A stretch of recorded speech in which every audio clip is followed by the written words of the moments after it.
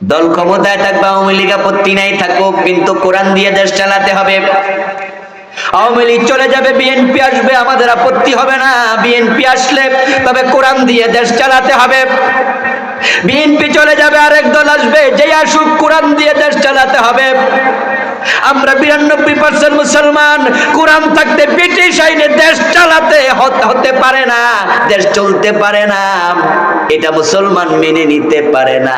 আমরা যদি এ বিষয়ে দলমত বলে একমত হয়ে যেতে পারি, আমরা কাজ শুরু করে দিলে কোরআনের বিজয় কোনো জালেম ঠেকাতে পারবে না।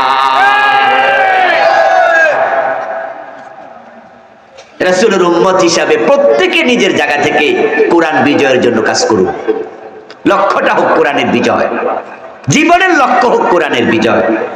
কোরআন যদি বিজয় হয়ে যায়, নামাজের জন্য ওয়াজ করা লাগবে না, সংসদে আইন হয়ে যাবে। আজান হলে দোকান বন্ধ করো, যে নামাজ পড়বে না প্রমাণিত হবে 4 মাযহাবের ফতোয়া, তাকে জেলে দিতে হবে। ইমাম শাফি রাহিমাহুল্লাহ বলেছেন, কোন বালেগ যদি বেনামাজি থাকে প্রমাণিত হয়, জেলে দেওয়ার আগে তাকে কিছু পিটুনি দিতে হবে।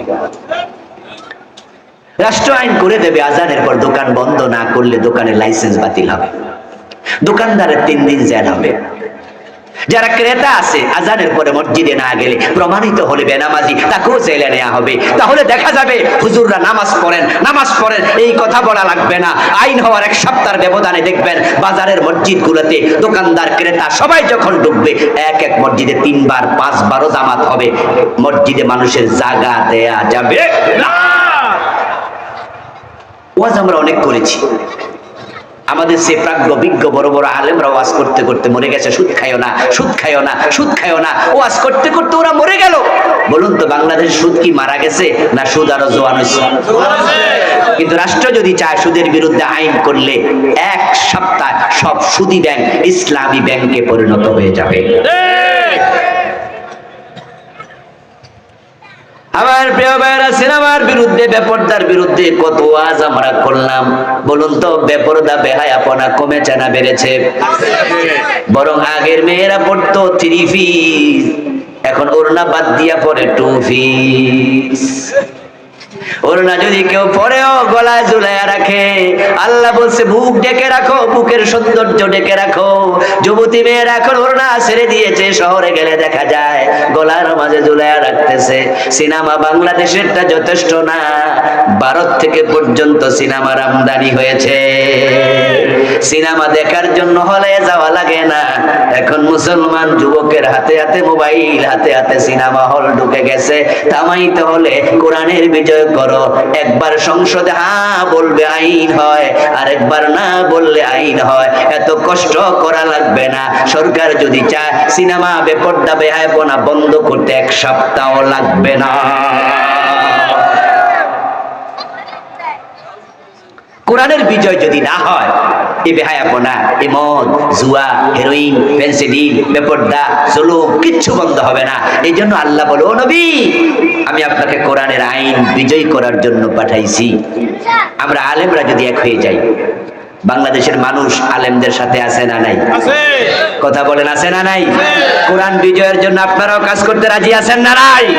ও আমার প্রিয় ভাই, এক হয়ে যাও, আলেম ওলামারা এক হয়ে যাও।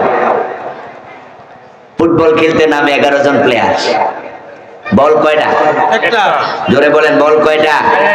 11 জন প্লেয়ার যখন খেলতে নামে, লক্ষ্য কি 11 দিক না 1 দিক? বল পাইলে সবাই সবার মতো করে যেদিকে ইচ্ছে সেদিকে মারে না নির্ধারিত লক্ষ্য আছে? সবাই গোলবারে মারে। ব্যাকে খেলে যে সেও জায়গা মতো মারে, মাঝখানে মিডলে যে খেলে সেও জায়গা মতো মারে, কর্নারে যে খেলে সেও জায়গা মতো মারে।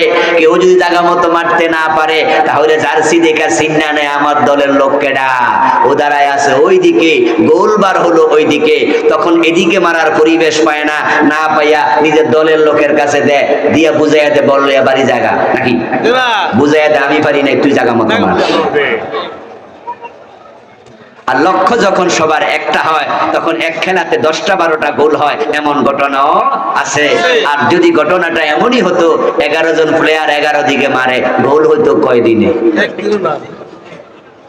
এখন বাংলাদেশে কি আলেম ওলামার অভাব আছে?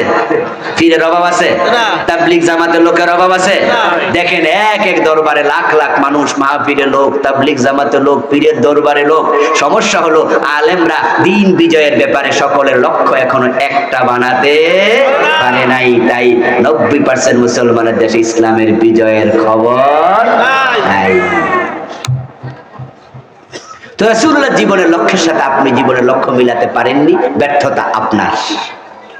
হাসরের ময়দানে আল্লাহ আপনার কলব যখন সেকে দেখবেন, আফালা ইয়ালামু ইযা বু'সিরা মা ফিল কুবুর ওয়া আফালা ইয়ালামু ইযা বু'সিরা মা ফিল কুবুর ওয়া হুসিলা মা ফিস সুদূর।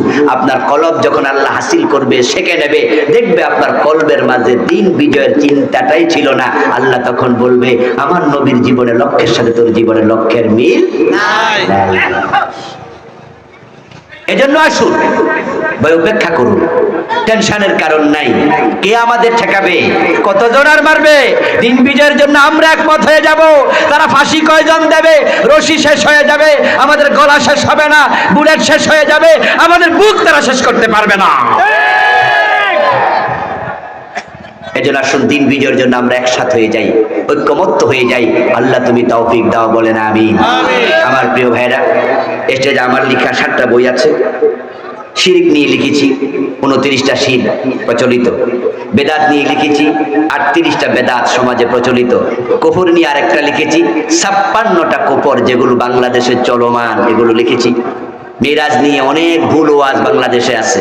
মিরাজের মাসে আজগুবি ওয়াজ শুনবেন, কোরআনেও নাই, হাদিসেও নাই। কে বানাইছে আল্লাহ জানে। এ নিয়ে আলাদা ভুলগুলো তুলে ধরে বই লিখেছি আলহামদুলিল্লাহ। মিরাজ নিয়ে 2010 সালে লিখেছি, 4 বছর পরিশ্রম করে। ব্যক্তি ও পরিবার নিয়ে লিখেছি। সর্বশেষ গত নভেম্বরে একটি লিখেছি, ওহির আয়নায় পরকাল।